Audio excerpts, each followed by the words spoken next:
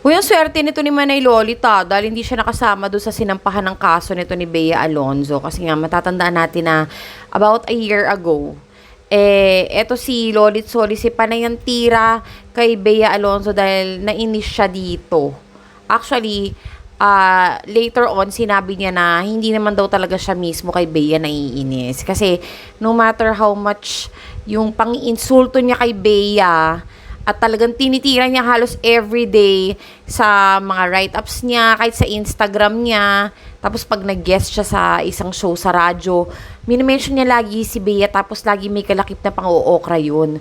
Nakakaloka kasi, later on, nung hindi naman siya nakakarinig ng pagka-counter ni Bea, kasi hindi naman talaga sumasagot si Bea, and despite the fact na gano'n yung ginagawa niya kay Bea, ang sabi pa nga raw nito, I really respect her so much. Gano'n ang sinabi sa kanya. So, parang ito, dahil nga pagtahimik, 'di ba, tas hindi naman lumalaban sa'yo, nakonsensya siguro ito si Manay Lolit. Kaya, sabi niya, actually, hindi naman ako kay Bea galit. Doon ako nagalit sa manager niya, sabi niya gano'n. Kasi daw, ito daw si Shirley Cuan, which is yung manager ni Bea Alonzo, ang may pakana kung bakit hindi siya naimbitahan sa isang event, which is supposedly kasama siya doon sa list of guests.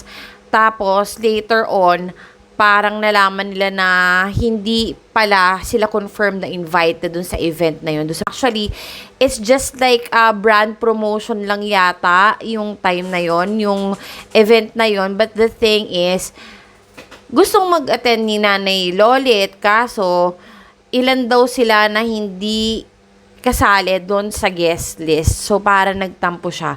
Doon na nag-start yung pang-iintriga niya kay Bea Alonzo na kung ano-ano yung sinasabi niya. Ito talaga nakakainis talaga. Kasi talagang pambabash talaga yung sinabi niya. Like, parang auntie daw ni Dominic Roque itong si Bea dahil mukha ng matanda, mukha ng tiyahin, ganyan, mature daw yung itsura. Tapos marami pang example ng mga okray ni Manay Lolit. Imagine na, every day, ang tagal niya kayang tinitira si Bea kasi nakasubaybay din ako doon dahil sa kabilang channel.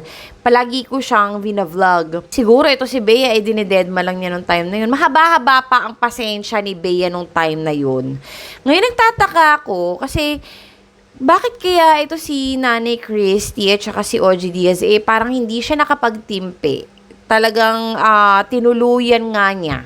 May ginawa ako doon ng mga lists kung kailan at ilang beses na i-topic ni Nanay Christy itong si Bea sa kanyang Showbiz Now na YouTube channel.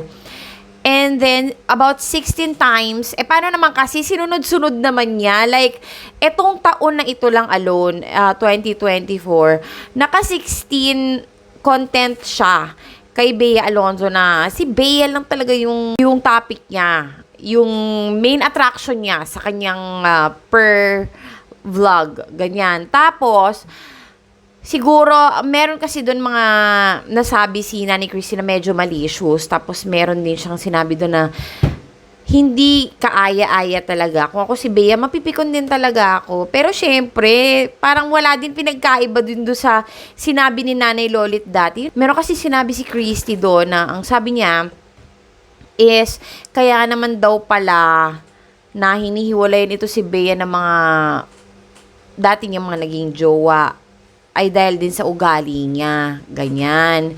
Ngayon, alam na daw niya kung sino daw yung may mali sa pag nagkakaroon ng relasyon si Bea. Tapos, sinabi pa niya na hindi daw ghosting yung nangyari kay Bea at saka kay Gerald. So, parang pinagtatanggol niya si Gerald. Kasi daw, nung time daw na yun, ay si Bea may kinikita na rin iba, which is si Dominic Roque. Way back nung taon na yon, yung year na yon wherein nung naghiwalay sila nung taon na yon, na nabalita na dating itong si Julia Barreto at saka itong si Gerald Anderson.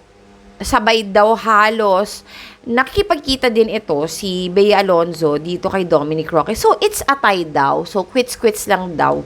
At wala daw ghosting na nangyari dahil pareho naman daw sila talaga na ginawa yun. Secondly, meron pa isa nakaka-offend doon yung tungkol doon sa driver daw ni Bea Alonzo, nagsusumbong daw sa kanya. First hand interview daw, nakausap daw niya yung jowa nitong driver na namasukan dito kay Bea Alonzo for 5 months yata na masukan sa kanya dahil mabilis lang daw na nilbihan ito kay Bea at yun nga daw palagi kasing pagod at sinasabi daw na may benefits nga pero hindi daw maayos yung benefits dahil daw hindi pinapayagan or parang mahigpit daw si Bea sa pagbibigay ng days off. Parang ganun yung dating. Tapos sabi niya pa na wala man lang daw overtime pay. For example daw, galing daw si Bea dun sa pagdadrive daw na malayo, papunta dun sa farm nila sa Batangas. Batangas ba yun o Zambales? Doon pagdadrive, tapos after nun magdadrive pa ulit yung papunta ng shooting or taping ni Bea.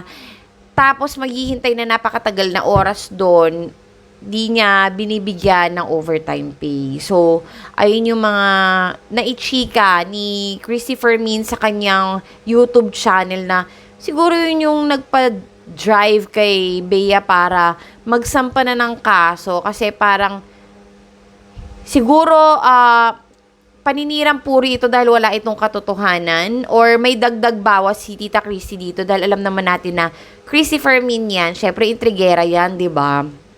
Trabaho niya yun, actually.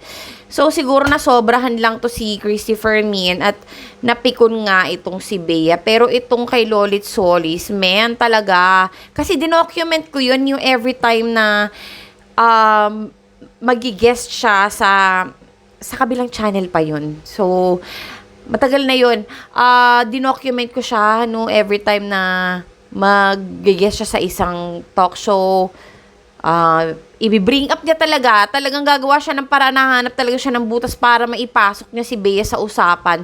Tapos pag naipasok niya si Bea sa usapan, ookrayin niya. Talagang i-insulto niya si Bea. Marami pa. Kung marites ka talaga at intrigera ka, i-search mo na lang. Basta, yun lang yung mga examples ng mga alam ko na pang-uokray ni Nanay Lolit. Kaya, Nanay Lolit, napakaswerte mo talaga at ikaw ay na-off the hook despite sa mga pinagsasabi mo kay Bea, tingnan mo, hindi kanya dinibanda. Ito kasi si Nanay Lolit, may sakit na, di ba? Alam naman natin na nagde-deteriorate yung health niya. Lagi siya nasa ospital, ganyan. Siguro talagang sinave siya ni Lord.